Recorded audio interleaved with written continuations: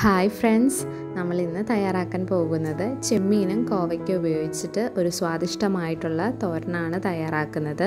അപ്പോൾ അതിന് വേണ്ടിയിട്ടുള്ള ഇൻഗ്രീഡിയൻസ് എന്തൊക്കെയാണെന്ന് ആദ്യം പരിചയപ്പെടാം.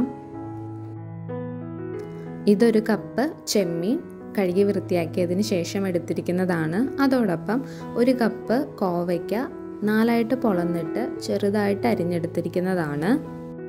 നമുക്ക് തോരൻ തയ്യാറാക്കാനായിട്ട് ആദ്യം തന്നെ ഈ തേങ്ങാപ്പീരയൊക്കെ ഒന്ന് ഒതുക്കിയെടുക്കണം. അതിനായിട്ട് നമ്മളിവിടെ ഒരു കപ്പ് തേങ്ങ ചെരുകിയത് എടുത്തിട്ടുണ്ട്. അതോടൊപ്പം 4 പച്ചമുളക്, ഒരു വെളുത്തുള്ളി, 4-5 ജീരകം, പിന്നെ 3-4 ചുവന്നുള്ളി, ഇത്രയുമാണ് നമുക്ക് ഒതുക്കിയെടുക്കേണ്ടത്. അതോടൊപ്പം നമുക്ക് ഇതിൽ നിന്ന് വേപ്പിലയും കൂടി ചേർത്ത് കൊടുക്കണം. ഇത് കൂടാണ്ട് താളിക്കാൻ ആവശ്യമായിട്ടുള്ള ഉള്ളിയും വേപ്പിലയും നമ്മളിവിടെ എടുത്തിട്ടുണ്ട്. അപ്പോൾ ഇനി ഇതെങ്ങനെയാണ് തയ്യാറാക്കുന്നതെന്ന് നോക്കാം. ആദ്യം തന്നെ ഈ തേങ്ങാപ്പീരയൊക്കെ ഒന്ന് ഒതുക്കിയെടുക്കാം. അതിനായിട്ട് മിക്സിയുടെ ഗ്രൈൻഡറിലേക്ക് തേങ്ങാപ്പീര, പച്ചമുളകും ഉള്ളിയും എല്ലാം കൂടി ഒന്ന് ഇട്ട് കൊടുക്കാം. ഈ ഉള്ളിയും പച്ചമുളകൊക്കെ ഒന്ന് ചെറുതായിട്ട് അരിഞ്ഞിട്ട് കൊടുക്കുകയാണെങ്കിൽ ഒന്നുകൂടി ഈസി ആയിരിക്കും. നമ്മൾ ഈ ഒതുക്കിയെടുക്കാമെന്ന് പറയുമ്പോൾ കൂടുതലായിട്ട് അരയ്ക്കരുത്. ഒന്ന് മിക്സിയുടെ ബട്ടൺ ഒന്ന് പ്രസ് ചെയ്ത് ഒന്ന് എടുത്താൽ മതി. പിന്നെ കുറച്ച് വേപ്പിലയും 1/4 ടീസ്പൂൺ മഞ്ഞൾപ്പൊടിയും കൂടി ചേർത്ത് അടിച്ചെടുക്കാം. അപ്പോൾ ഇതേപോലെ കിട്ടണം. ഇങ്ങനെയാണ് നമ്മൾ ഒതുക്കിയെടുക്കുന്നത്. തോരൻ തയ്യാറാക്കുന്നതിന് മുന്നേ ആയിട്ട് അതിലേക്ക് ആവശ്യമായിട്ടുള്ള ചെമ്മീൻ വേവിച്ചെടുക്കണം. അതിനായിട്ട് ഒരു ചീനച്ചട്ടി അടുപ്പത്ത് വെച്ചിട്ടുണ്ട്. അതിലേക്ക് നമ്മൾ എടുത്തു വെച്ചിരിക്കുന്ന ചെമ്മീൻ ഇട്ട് കൊടുക്കുന്നുണ്ട്.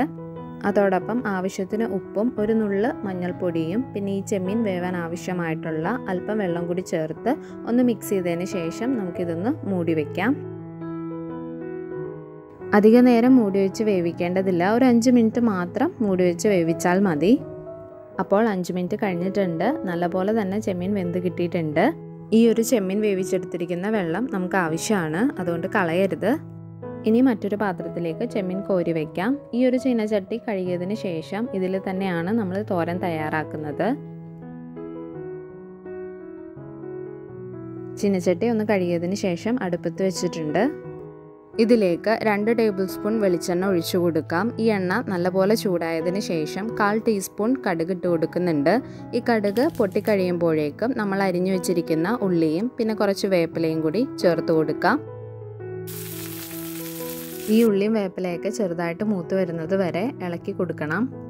ഇത് കഴിഞ്ഞ് ഒതുക്കി വെച്ചിരിക്കുന്ന തേങ്ങാപ്പിരയുടെ കൂട്ട് ചേർത്തൊന്ന് മിക്സ് ചെയ്തെടുക്കാം. ഇതോടൊപ്പം തന്നെ അരിഞ്ഞു വെച്ചിരിക്കുന്ന കോവയ്ക്ക കൂടി ചേർത്ത് കൊടുക്കുന്നുണ്ട്.